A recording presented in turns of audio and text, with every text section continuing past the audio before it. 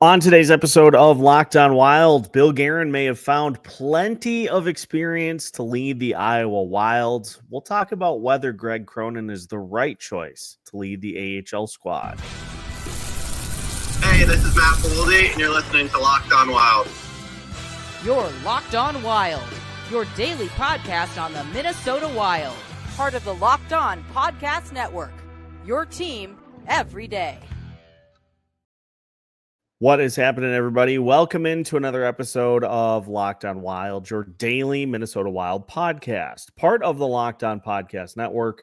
We are your team each and every day, and we thank you for making Locked On Wild your first listen each and every day as well. Make sure you subscribe on YouTube and your favorite podcast platforms so you don't miss out on any new episodes throughout the week.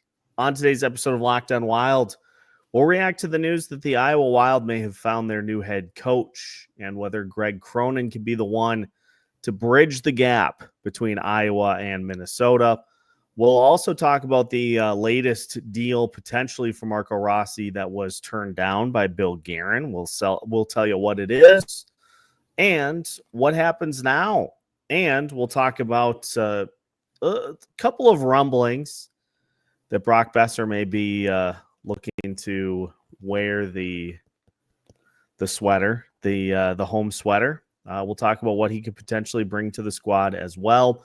My name is Seth Toupal, host of Locked On Wild, host of Seth on Sports, and credentialed member of the media. It is draft week. The NHL Draft is coming up here at the end of the week, so we'll be sneaking in a few extra episodes this week, getting you ready for it at the end of the week. But Alex Micheletti joins us for a Monday edition of the show. And Alex, we love doing these because, especially on days like today where there is a lot to talk about. Now, as you have said many, many times, and I fully agree, it doesn't seem like there's ever a dull moment with the Minnesota Wild, but we've got some meaty stuff to dig into here today. And I'll start with what is probably the A topic. Michael Russo tweeted out last week at the end of the week, hearing the Minnesota Wild are closing in on hiring former Anaheim Ducks head coach Greg Cronin as their new coach with the Iowa Wild. Cronin has coached collegiately and in the AHL, NHL for more than 35 years. He had a points percentage of .625 in 3 of 5 years recently with the Colorado Eagles. Went to the playoffs in all 4 seasons. One of them was canceled due to COVID. So obviously that was a big point that Bill Guerin was looking for, was some coaching experience, but some interesting things. And there's a lot to break down with this because there's some interesting discussion points from his time with the Ducks. Doesn't sound like there were a handful of players that just were not fond of what Cronin brought to the table. But before we dive into all of that, what was your reaction to Greg Cronin as it's not official yet, but it sounds as though he's going to be the one that is tabbed to lead the Iowa Wild? Yeah, right when I saw the news, I was like, Billy can't stay away from his Massachusetts, Rhode Island guys. And, Cronin's from, Massachusetts. So I was like, yep, there we go. And he's an older guy. And so it fits exactly, if you're, in the mindset of Billy Guerin, that he would pick someone like this to lead. And they've had some troubles with hard-nosed coaches. So yeah, we'll see. So I'm just looking at his background. He coached at he was an assistant at the U of Maine, the University of Maine. He also was an assistant at Colorado College. Then he went off to the New York Islanders to be an assistant. He was a head coach of the Bridgeport Sound Tigers in the early 2000s. Then Northeastern University. The Northeastern University tenure wasn't great. Then he went to the Toronto Maple Leafs and the New York Islanders as an assistant. He went to the Colorado Eagles. The tenure was much better with them, and then was the head coach of the Ducks this past year. He made almost history as one of the only coaches to ever have an improvement as they did in the standings, multiple 20-point improvement in the standings, and he got fired. Now, I think a lot of the improvement from that Ducks team can be tabbed to Lucas Dostal stepping in and clamping down that goalie position. But there were plenty of Ducks players who said this is not the guy that's going to get us to the postseason. This is not what we need as an NHL team to get us to the promised land. And Zach Kavanaugh, who covers the Anaheim Ducks for the Sporting Tribune, had some great tweets about this as it happened. And he had an actual lengthy quote from Pat Verbeek as to why Cronin was fired. So I'm going to read that for you. And then I'm also going to read you some of Kavanaugh's thoughts about Cronin, because hearing this is why I think it could potentially work. So here's what Verbeek had to say. He said, I would say in the end, it wasn't really about the wins and the losses. I think that when I talked about the concerns, some of those were things that, in my opinion, could not be overcome with whatever measuring stick you wanted to apply to it. So with that, in my experience as a player and being a manager, I thought at this time it was the right time to make the change and for our team to move forward. Follow-up question there. Were there any concerns off the ice in terms of the culture that Greg created, in terms of what you wanted to see from a team day to day out over a 82-game season? He said, no, I think the culture that was built here is accountability. A constant work ethic was brought here. So no, there wasn't any concerns in that area. Follow-up question was there some things that you looked at under the hood, style of play, things just within the game itself that swayed you towards making a change now as opposed to bringing Cronin back for another year? And Verbeek said, there's things we can easily point to. You can probably look at the power play, look at the penalty killing, but I didn't look at that. There was other reasons, and basically I shared those reasons with Greg, and they were private conversations, and I want them to remain private as to why. So didn't have anything really to do with what was going on the ice. It was just a clash, and this leads perfectly into some of Kavanaugh's tweets. And again, Kavanaugh covers the Anaheim Ducks for the Sporting Tribune. Here are the tweets that Zach had. I maintain that Greg Cronin is a good developmental coach. When it comes to dialing in on the details of individual players' games, he has a knack there. Minnesota's AHL squad is a decent landing spot for him, although Orange County to Iowa is quite a shift. Then somebody responds and says he's perfect if you're trying to develop your 25-plus-year-old AHLers into marginal fourth-line NHLers. And he responds. He says, on a one-on-one basis, I think he's a good developmental hockey coach.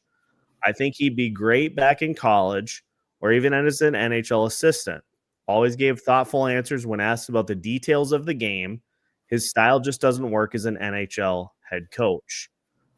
He answered a lot of follow-ups, and a lot of it was just he's not really his style. His system doesn't work for the NHL, but that he's good with developing players. And so here's what I will say about this. He brings experience to the table, which is far more than Brett McLean brought. And if he can do what really is the goal in Iowa, which is to find the missing piece for all these different players and say, here's what you need to get to the NHL. Here's what you as a player need to get to the NHL. If he can do that on a case-by-case basis, I think this can work. I think you'll see the results do better than what Brett McLean did. But if we go blanket statement and say, you all need to do this, it's not going to work.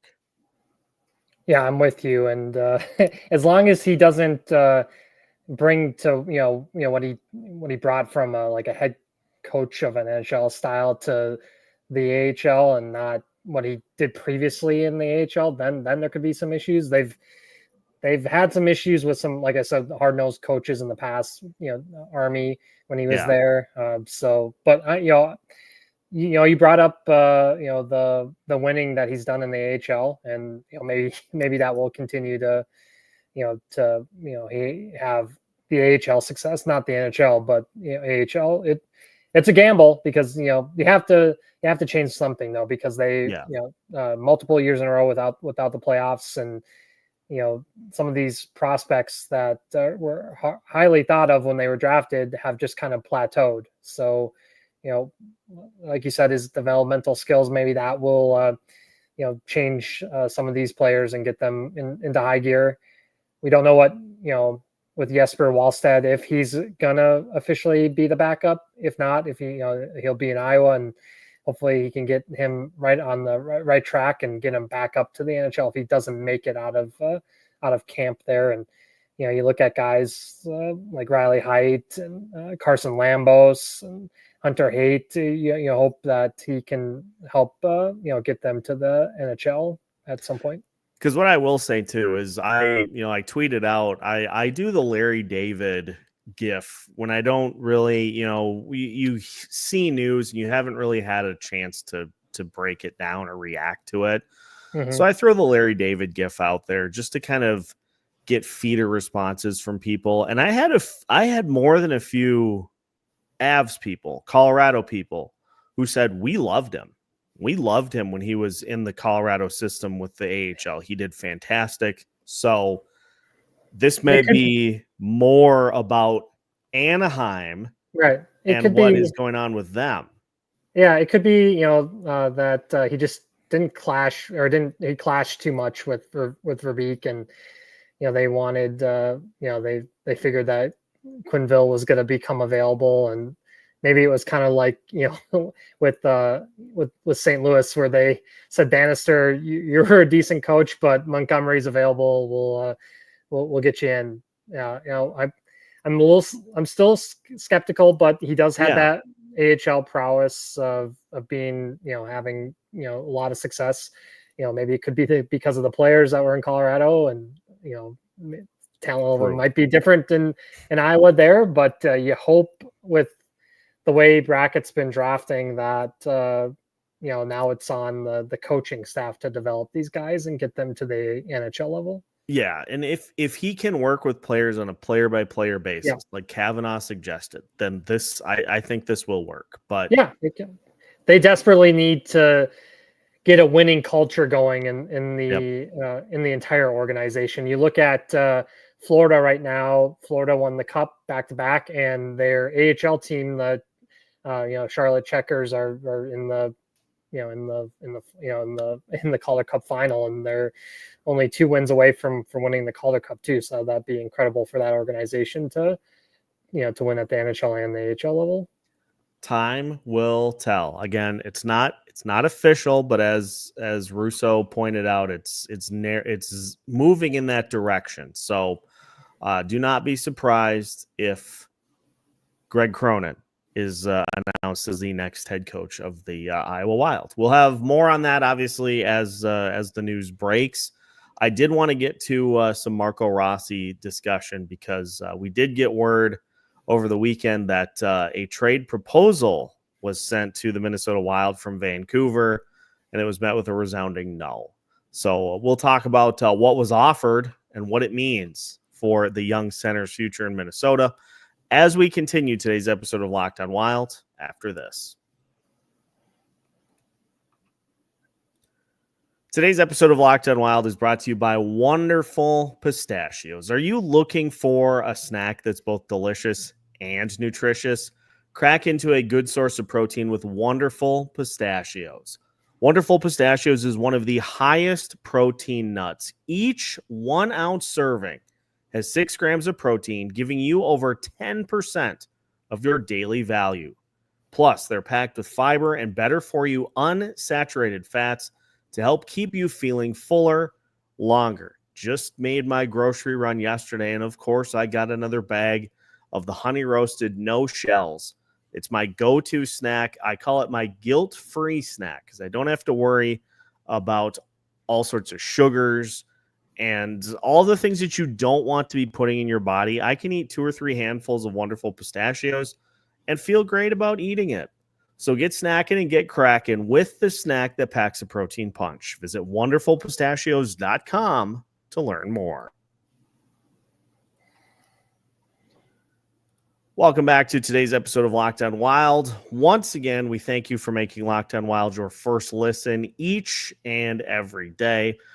We will have another episode coming up for you later this afternoon, as well as our live show coming up tonight at 8 p.m. Denny's got a special guest joining him for tonight's show, Chris Long of KSTP. Big fish. So make sure to tune in. 8 p.m. tonight. Going to completely change how we do things going forward. So stay tuned. Alex, Vancouver is hot on the trail of Marco Rossi. And Michael Russo also reporting over the weekend that the Canucks offered the 15th overall pick and a player for Marco Rossi. And Bill Guerin said, no, not going to do it. So what do we have so far for Rossi?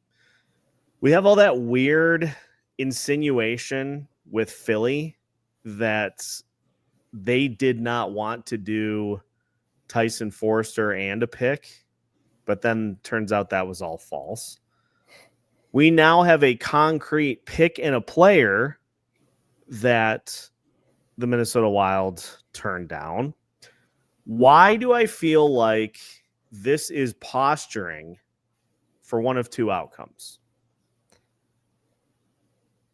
Number one is for Utah to get involved. And then in that case, you're talking about a potential top 5 pick. Or for Bill Guerin to say, you know, we looked to see what was out there and we didn't find anything that we liked. So Marco Rossi is going to be on the roster come the first part of the season, and then we'll play it by ear from there.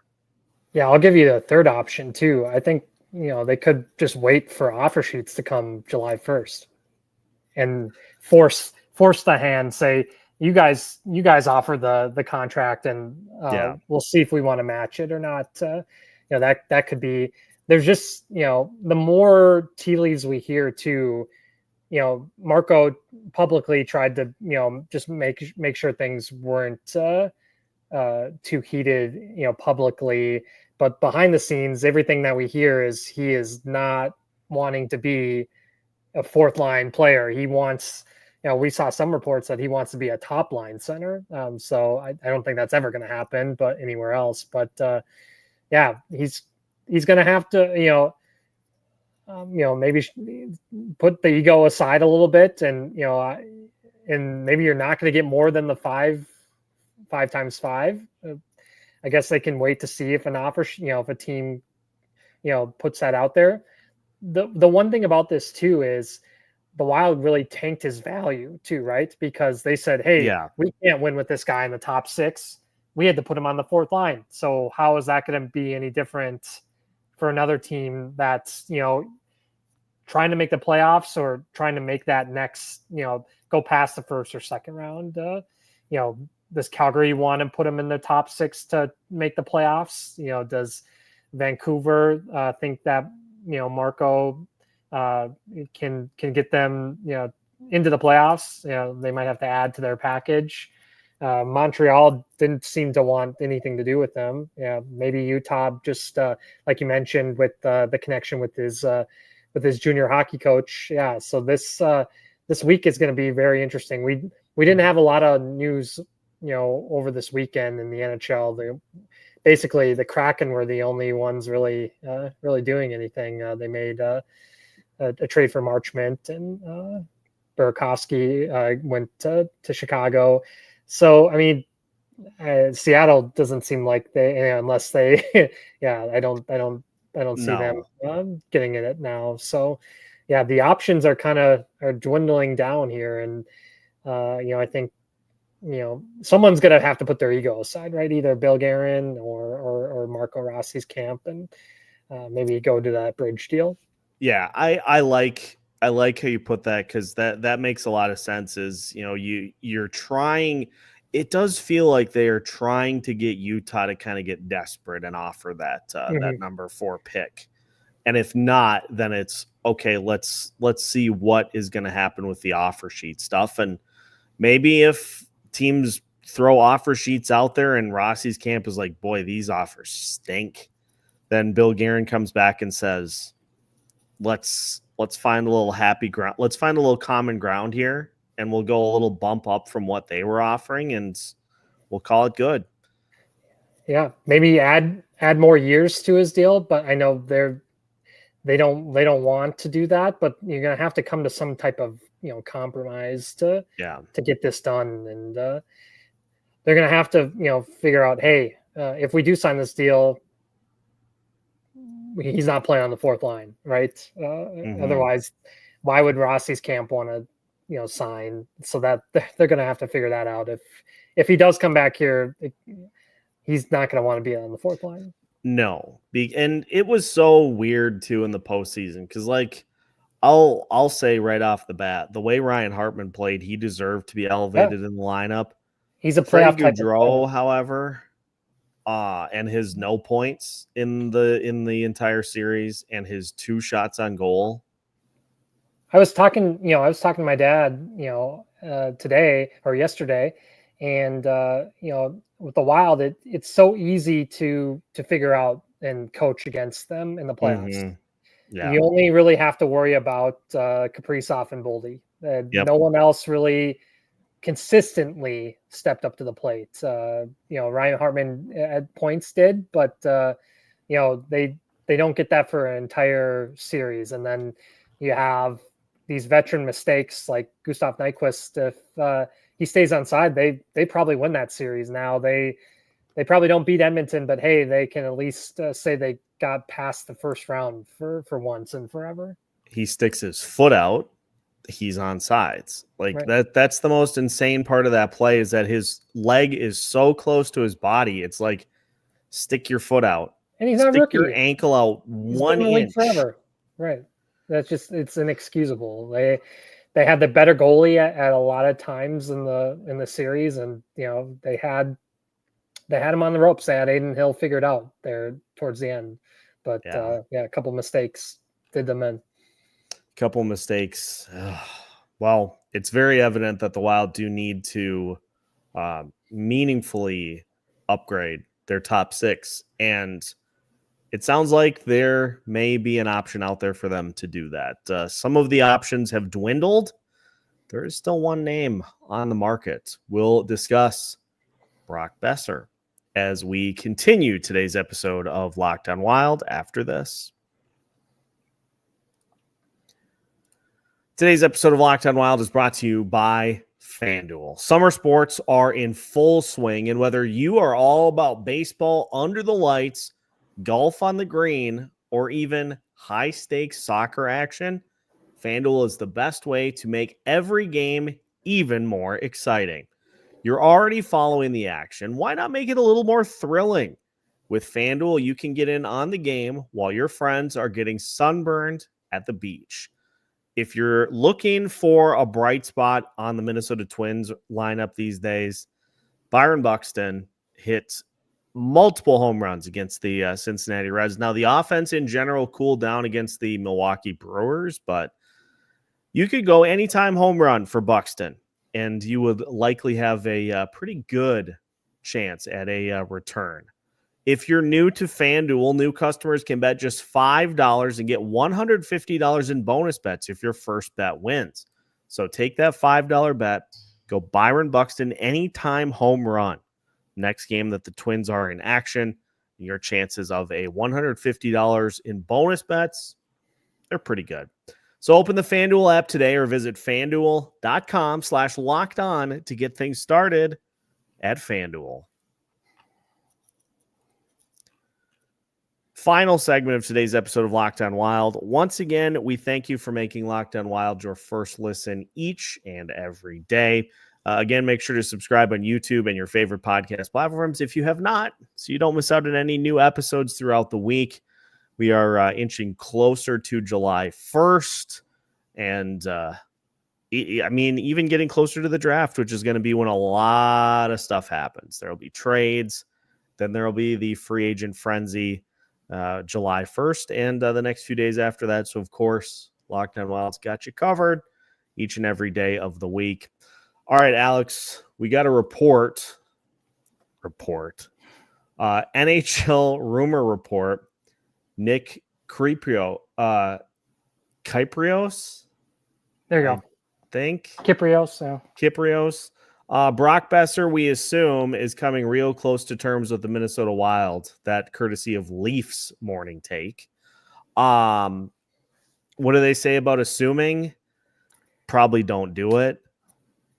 And I saw so many people respond to this and be like, yeah, you can easily refute this. He said the same type of thing that, Toronto can be the only team to go to 4 years for Marchand.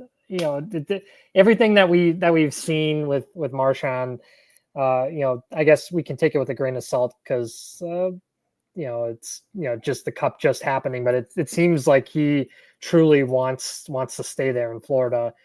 Again, with Boeser here, there's a lot of pressure playing for the hometown team, right? We haven't seen it, go very well a lot here. Parise had a tough time with it here. Not a whole lot of great success. We'll see. I mean, Boeser has gone through a lot of family stuff, and maybe that's a big factor to finally play at home. So yeah, we'll see. But you can't just say assume that. Yeah, that just that kind of hits the credibility for sure. Well, and here's the only thing that I'm worried about is so we know that Brock Nelson was Bill Guerin's plan A. That was his number one plan A, was let's get Brock Nelson in the building, and that takes care of a top 6 spot. It takes care of a center spot. It's a double whammy, and it didn't happen because turns out Brock Nelson loved his time in Colorado, so he re-upped there. My number one dream fit, Sam Bennett, not even a real possibility. I can dream, but it's not happening. Beyond that, the options are really starting to dwindle unless you go John Tavares, but it sounds like the Maple Leafs are making a very concerted effort to keep him around, so cross him off the list. You're really down to, at this point, you need to figure out what's going on with the center position. If Marco Rossi is staying or if he's going. If he's going, then you need to find a center to fill that spot. But at the same time, it feels like you gotta at least plug something into that top 6. Like you can't really wait around until the Rossi situation handles itself. So maybe be the good way to go. No one's gonna get excited about Peace Suter. If we sign another. No. Yeah. It just that doesn't excite the fan base when there's some money available. Boeser doesn't solve the center issue, but at least it gives a proven NHLer that it can score, and if they make the playoffs, can give you another scoring option, which they would desperately need for sure, and on the power play. And here's where I think Boeser could help. Now, I'm going to just explain. Everydayers will maybe remember the chart that I referenced when the season finished that Jay Fresh put together, trying to figure out who are the players that skate around the most and make things happen, and who are the guys that are just kind of happy to be there. Brock Boeser is a player that doesn't move around the ice a ton. He's kind of one of those like spot up, like if you're talking NBA, he's a corner 3 guy. Like he gets to his spot. If you get him the puck, he can blast a one-timer on net. That's one spot that I think he can help. I think one-timers by this Minnesota Wild offense is an area that needs major improvement.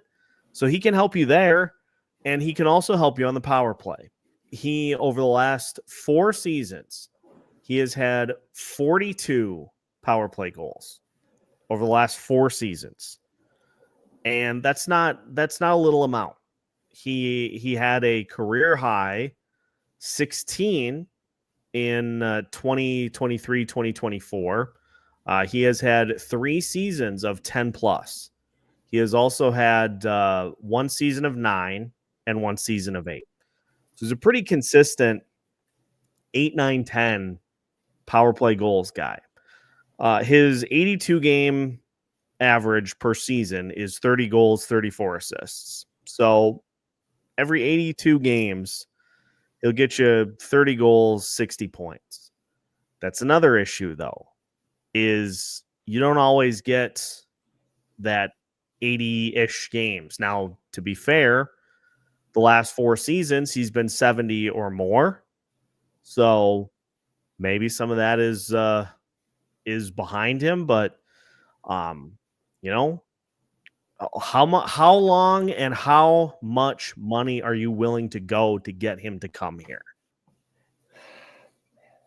How, he's probably going to want what Boley got, right? Yep. This is one of, I think he's going to look at that contract and, and say, this is what I want to come home, maybe even a little bit more.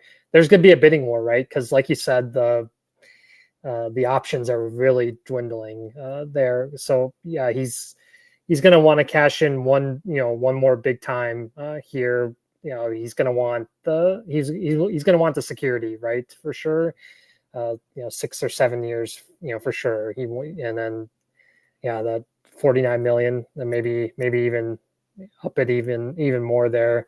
If it gets to it, a bidding war between those 2 teams. Yeah. Because he knows he's one of the most coveted, because like we mentioned, those other guys are probably sticking with their own teams. I can't see Boeser going back to Vancouver just after all the chaos of this past season. So sure, though, the Wild will be right there with I'm sure the Bruins need help.